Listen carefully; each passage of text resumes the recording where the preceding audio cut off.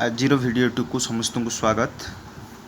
आज आम ओडिशा सरकार जो दशम श्रेणी इतिहास बही अच्छी तार प्रथम अध्याय काली आम जी पढ़ी तार परवर्ती पर्याय आम पढ़ा। काली आम पढ़ी गांधीजी साउथ आफ्रिकार तांकर आंदोलन तांकर कार्यकलाप से साउथ आफ्रिका दक्षिण आफ्रिका कौन पाई जाइथिले सेठी तांको सहित कौन कौन घटना घटिला एवं से भारत को आसवा पर्यंत 1915 मसीहा जानुआरी 9 तारिख पर्यंत आमे काली पढ़ी। आज आम पढ़ा तार परवर्ती पर्याय से भारत में पहुँचवा पर कौन कौन है एवं तांकर परवर्ती राजनैतिक जीवन विषय आम पढ़ा। तो ये मु हाइलाइट कर 1915 जानुआरी 9 तारिख रे गांधीजी भारत को फेरिले। यहाँ पूरा नोट कर अधिकांश परीक्षा यहाँ गोटे इम्पोर्टाट क्वेश्चन 1915 जानुआरी 9 तारिख रे गांधीजी भारत को फेरिले। सबू आड़े पचारे गांधीजी केबे भारत को पचारे ये गोटे पॉइंट आपको समस्ते नोट कर रखी दिंतु। तापर गांधीजी गोपाल कृष्ण गोखले को तांकर राजनीतिक गुरु भाव ग्रहण करुले। ये जो हाइलाइट रे मु करी तो ये दुईटा पूरा इम्पोर्टाट। गांधीजी राजनीतिक गुरु किए थिले, गांधीजी भारत को केबे फेरी थे, ये होती गोपाल कृष्ण गोखले। मु गोपाल कृष्ण गोखले गोटे फोटो तुम मानक देखा सर्च करी तुम मैंने देखी नियो गोपाल कृष्ण गोखले को।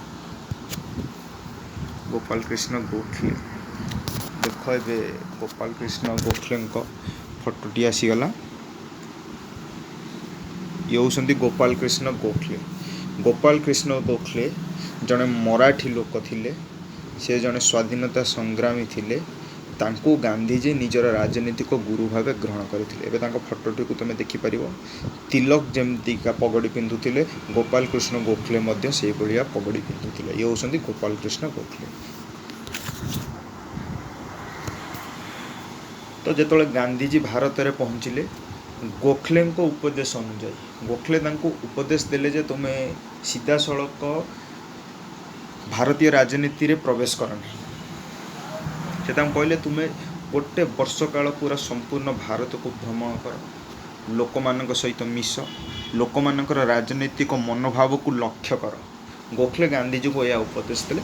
गांधीजी से कले। से भारत 1915 रे पहुँचले।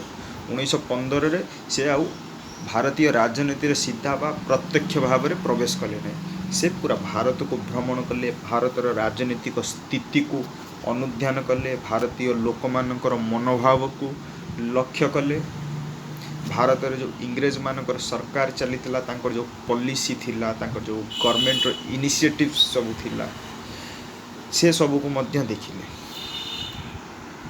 सेतबेल को गांधीजी भारत में प्रसिद्ध हो सारी कहीं जो दक्षिण आफ्रिका से जाइए, दक्षिण आफ्रिका जो वर्ण वैष्णव नीति विरुद्ध रे आंदोलन करवा, जो देशांतर गमन नीति विरुद्ध रे आंदोलन करवा, जो विवाह पंजीकरण जो थिला जे ख्रीस्टियन रीति अनुसार जदि तुम माने विवाह न करुच तुमको पंजीकरण प्रमाण पत्र मिलिबो नहीं, ता विरुद्ध रे मध्य गांधीजी आंदोलन करी सेठी सफल होइतिले। जहाँ फल तांको सारा भारत रे परिचय दे सारी थिला। साउथ आफ्रिका रे तांकर जो आंदोलन, तांकर संग्राम, तांकर सत्याग्रह एवं तांकर से जो नुआ अस्त्र से अहिंसा सत्य और सत्याग्रह माध्यम रे किभली निजर दाबी को उपस्थापित करी हुए, किभली निजर दाबी को हासिल करी हुए, ताको गांधीजी पूरा सफलता सहित एक उदाहरण सृष्टि कर सारी थिले। गांधीजी को मतरे सत्याग्रहर अर्थ भीरुता नुह। अधिकांश लोक भावती सत्याग्रह हो भीरु मानकर यह गोटे प्रयास, जो माने संघर्ष करें, जो माने रक्तपात करें नहीं। जमीक सब रिवोल्यूशन तुम्हें शुणुव, जमीक सिपाही विद्रोह होता 1857 ख्रीष्टाब्द, जमी फ्रेंच रिवोल्यूशन, अमेरिकन रिवोल्यूशन, आउ बहुत जो डेस्पोटिक रूलर सब अच्छा, जो टोटालिटारियन जो एकछत्रवादी शासक अच्छा, से केमिति गादीच्युत करा जाइथिला तमे ताको विश्व इतिहास पढ़िले जानीपर। तो समस्ते भावती जे रक्तपात जरिया रे, बंधुक मुनरे, खंडा मुनरे निजर दाबी को हासिल करी हबो बा निजर जो मुद्दा अच्छी ताको हासिल करी हबो। किंतु गांधीजी तार विपरीत गोटे नुआ अस्त्र सत्याग्रह अहिंसा सत्य आंदोलन माध्यम केमिति निजर दाबी को हासिल करी हुए केमिति आंदोलन माध्यम सफलता मिले ताहा मध्य से साउथ आफ्रिकार गोटे उदाहरण सृष्टि कर सारी से कहते सत्याग्रहर अर्थ भीरुता नुहे सत्याग्रह हूँ सत्य प्रति आग्रह जो सत्य अच्छी से सत्य प्रति आग्रह हूँ सत्याग्रह एक शांतिपूर्ण आंदोलन सत्याग्रह हूँ एक शांतिपूर्ण आंदोलन तुम मैंने सब देखुव सत्याग्रह सब केमती हुए सब विभिन्न ऑफिस आगे विभिन्न रास्ता रे तुम मैंने सब सत्याग्रही मैंने शांतिपूर्ण शोभा यात्रा करुवा देखुव गांधीजी गोटे शोभा यात्रा करते 1930 मसीह दांडी ठारे तार वीडियो मु तुम मानक देखौछि टिके देखि दियो दांडी यात्रा तो सेटा देखिले तुम माने ठीक जान परिबो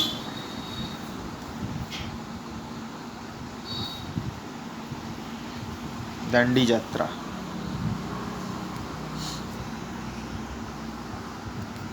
देखो दांडी यात्रा ये हूँ महात्मा गांधी पूरा रियल वीडियो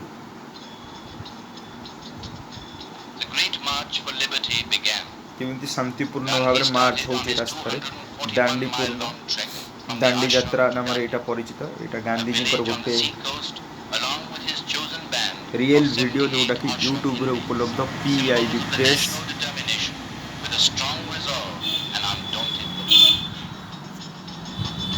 देखो मार्च को समझते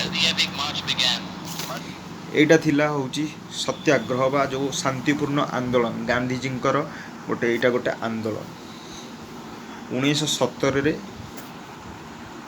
आउ एटा देखौछि तुमको आ गोटे इम्पोर्टाट एठी अच्छी मुझे हाइलाइट कर 1916 ख्रीष्टाब्द अहमदाबाद निकट में साबरमती नदी कूल एक आश्रम प्रतिष्ठा करी से देशवासी को सत्य अहिंसा और निष्ठा निर्भीकतार पथ प्रदर्शन करते जो 1916 मसीह प्रश्न भी आसीपे गांधीजी साबरमती आश्रम केबे प्रतिष्ठा करथिले केउठारे प्रतिष्ठा करथिले गोटे हूँ गुजरातर अहमदाबाद सहर निकट में साबरमती नदी कूल आ 1916 ख्रीष्टाब्द से एक आश्रम प्रतिष्ठा करथिले जहाँ साबरमती आश्रम नाम परिचित साबरमती आश्रम होची जोटी गांधीजींकर सेटा होची पूरा केंद्रस्थली थिला सेठू से पूरा संपूर्ण भारत वर्षर जो राजनीतिक आंदोलन थिला ताकू से परिचालित करुथिले सेठी से खदी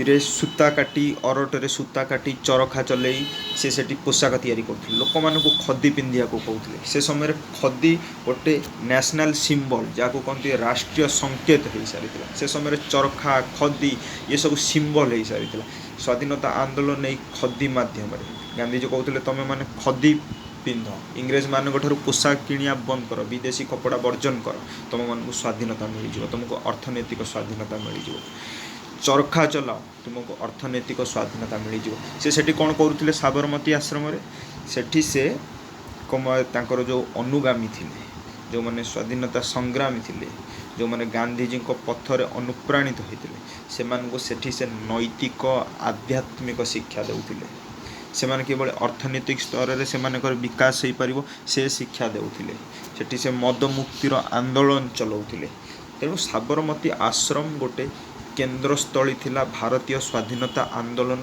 जहाँ को गांधीजी 1916 अहमदाबाद सहर साबरमती नदी कूल प्रतिष्ठा करते तुमको देखा साबरमती आश्रम व्यू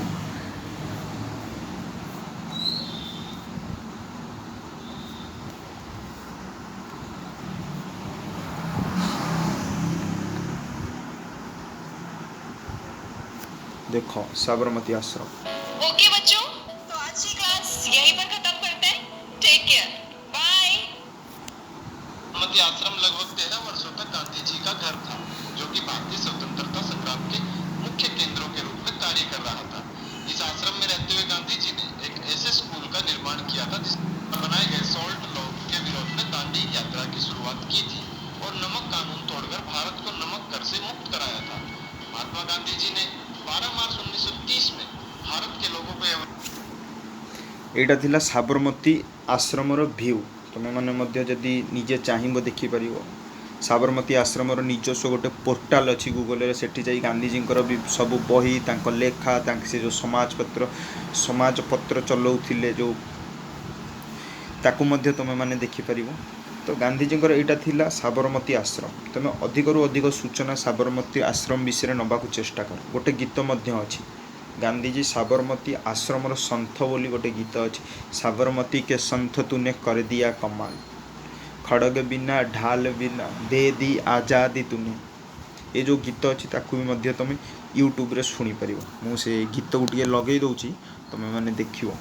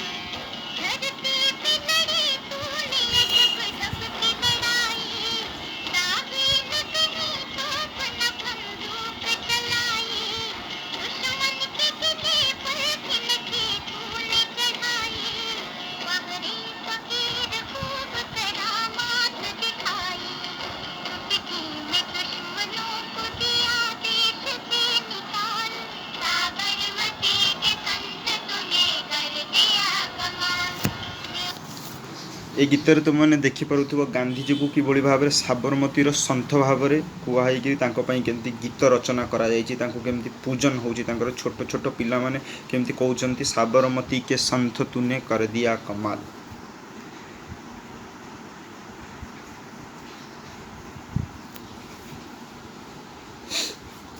आ गोटे ये इम्पोर्टाट गोटे पॉइंट अच्छी तुम मैंने ताकू मध्य नोट कर दियो।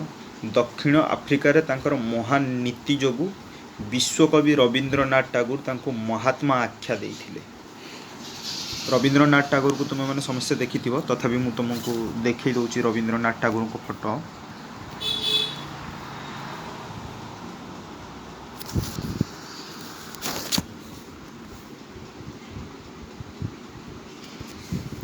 देख ये होउछंती रवींद्रनाथ टागोर केमती तांकर दाढ़ी अच्छी केमती तांकर चुट्टी एवं फोटो को देख समस्त मन रख।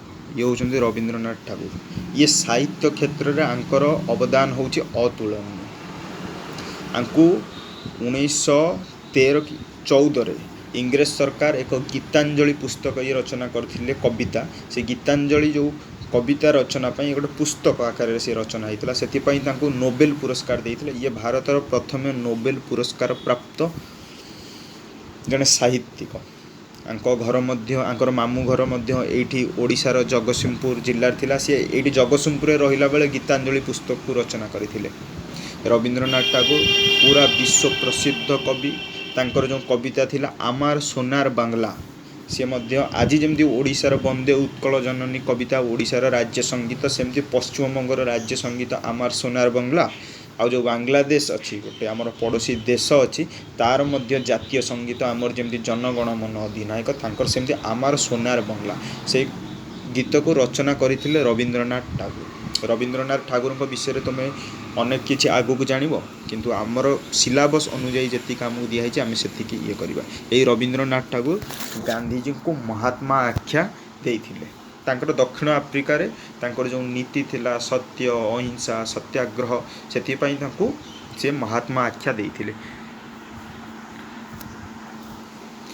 1917 इंग्रेज उपनिवेश गुड़िक भारतीय मानक नियुक्ति को बंद न कले सरकार विरुद्ध सत्याग्रह आरंभ पाई धमक दे गांधीजी यही नियुक्ति बंद करिवारे सफल होइतिले। 1917 से इंग्रेज मान को गोटे धमक देइथिले ये से जो नियुक्ति बंद करने उपनिवेश गुड़िक ପାଇଁ ଭାରତୀୟମାନଙ୍କ ନିଯୁକ୍ତିକୁ ସେଥିରେ ସିଏ ସଫଳ ହୋଇଥିଲେ। ସାଉଥ ଆଫ୍ରିକାରେ ସଫଳ ହେଲେ, ଏଠି ଆସି 1917ରେ ଏଠି ସଫଳ ହେଉଛନ୍ତି ଇଂରେଜମାନଙ୍କ ବିରୁଦ୍ଧରେ।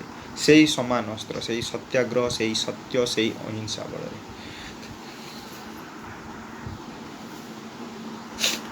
ଏଇଠି ଏଇ ପଏଣ୍ଟ ଆମେ ସବୁ ଦେଖିଲେ। ଏ ଯେଉଁ ପୁରା ଗାନ୍ଧୀଜୀ ଯେଉଁ ସାଉଥ ଆଫ୍ରିକାରୁ ଫେରିଲେ 1915 ଜାନୁଆରୀ 9 ତାରିଖରେ, ତା ପରେ ଏଇ କିଛିଟା ଘଟଣା ଆଜି ଆମେ ଆଲୋଚନା କଲେ। ତାପରେ ଆମେ ପଢ଼ିବା ତାଙ୍କର ଯେଉଁ ପ୍ରଥମ ଆନ୍ଦୋଳନ, ଯେଉଁ ଆଗକୁ ଯେଉଁ ଭିଡ଼ିଓ ଆସିବ ସେଇ ଭିଡ଼ିଓରେ ପଢ଼ିବା। ଚମ୍ପାରଣ ଆନ୍ଦୋଳନ, ଖେଡ଼ା ଆନ୍ଦୋଳନ, ତାପରେ ବହୁତ ଆନ୍ଦୋଳନ ଅଛି, ଭାରତ ଛାଡ଼ ଆନ୍ଦୋଳନ, ଦାଣ୍ଡି ମାର୍ଚ୍ଚ, ଅସହଯୋଗ ଆନ୍ଦୋଳନ, ଏ ବିଷୟରେ ଆମେ ସମସ୍ତେ ପଢ଼ିବା। ଆଜି ପାଇଁ ଏତିକି, ଧନ୍ୟବାଦ। ଭିଡ଼ିଓଟିକୁ ସେୟାର କରନ୍ତୁ, ଲାଇକ୍ କରନ୍ତୁ, ଚ୍ୟାନେଲକୁ ସବସ୍କ୍ରାଇବ୍ କରନ୍ତୁ। ଆପଣଙ୍କ ପାଖରେ ଅଧିକରୁ ଅଧିକ ଭିଡ଼ିଓ ପହଞ୍ଚିବ। ତୁମେମାନେ ସମସ୍ତେ ଆକୁ ଭିଡ଼ିଓକୁ ଦେଖିବ। ନିଶ୍ଚିତ ଭାବରେ ଏ ଭିଡ଼ିଓ ତୁମମାନଙ୍କ ପାଇଁ ଉପକାରୀ ହେବ।